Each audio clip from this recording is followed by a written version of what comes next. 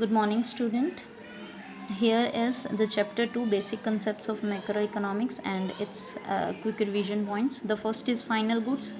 Final goods are those goods which have crossed the boundary line of production. They are ready to be used by final users. They are not meant for resale, and these are included in the estimation of national income. Whereas intermediate goods have not crossed the boundary line of production, not ready to be used by final users, can be used for the purpose of resale, not included in the estimation of national income. It is a very important point. Only final goods are included in national income, not intermediate goods.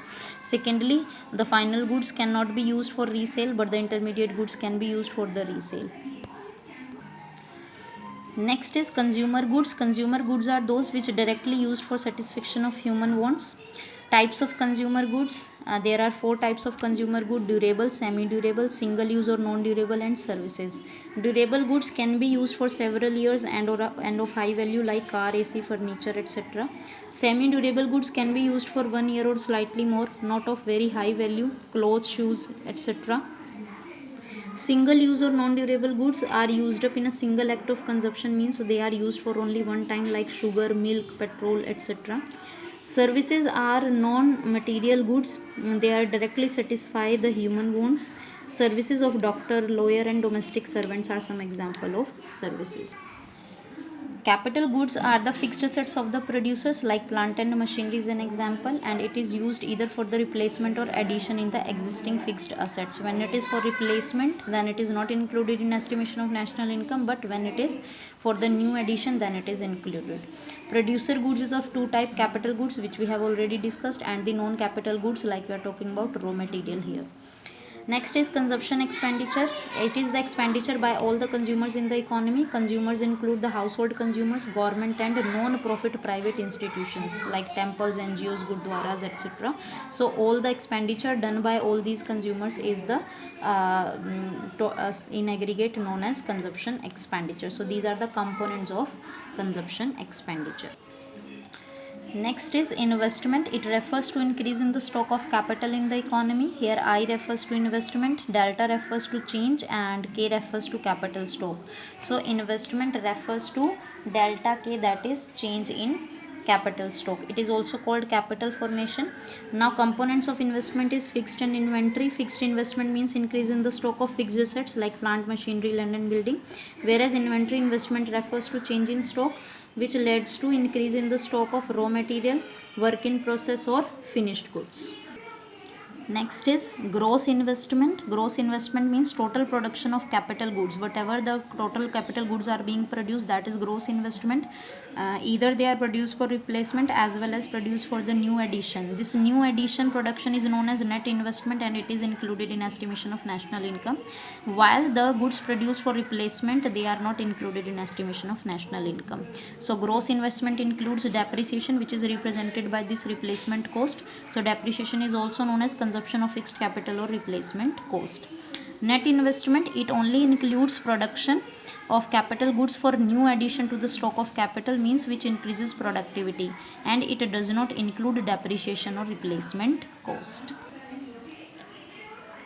Depreciation is the loss of value of the fixed assets due to when the value of fixed assets decreased due to normal wear and tear, means by usage, accidental damages, or expected obsolescence. Expected obsolescence means fall in the value of fixed asset due to change in technology or change in demand, means when technology changes or demand changes, then the assets value is become obsolete. So that is known as expected obsolescence. Unexpected obsolescence occur due to natural calamity or fall in the market value of the asset due to recession. It is not included in depreciation. It is assumed to be a capital loss. Depreciation reserve fund is a fund which is made to replace the worn out fixed assets, means the money which we held in this fund, that will be used to replace the worn out fixed assets. Next concept is stock. Stock is a quantity measured at a particular point of time. It has no time dimension, and it is a static concept like wealth or capital or money supply. Flow is a quantity measured over a specific period of time. It has time dimensions, like it is measured over a period of time, so it is having time dimensions, and it is a dynamic concept, means it kept on changing, like national income, monthly income, expenditure of the consumers, etc. Next topic is sectors in the economy. So the economy can be classified as closed and open economy. Closed economy may have two sector or three sector model. In the two sector, producer and household. Producer sector is also known as firms. So firms and household are the sectors under two sector model. Similarly, producer, household and government are the three sectors of three sector model. And in an open economy where we are integrating with rest of the world, then the four sectors are producer sector, household sector, government and rest of the world, that is external sector.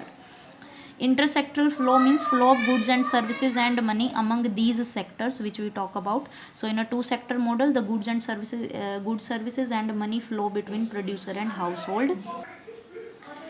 The intersectoral flow can be classified as real and money flow. Real flow is the flow of goods and services whereby from household to the producer, factor services are flowed, land, labor, capital and entrepreneur, while from producer to household sector, goods and services for consumption are followed, means final goods and services. Money flow is the flow of money from household to producer and producer to household.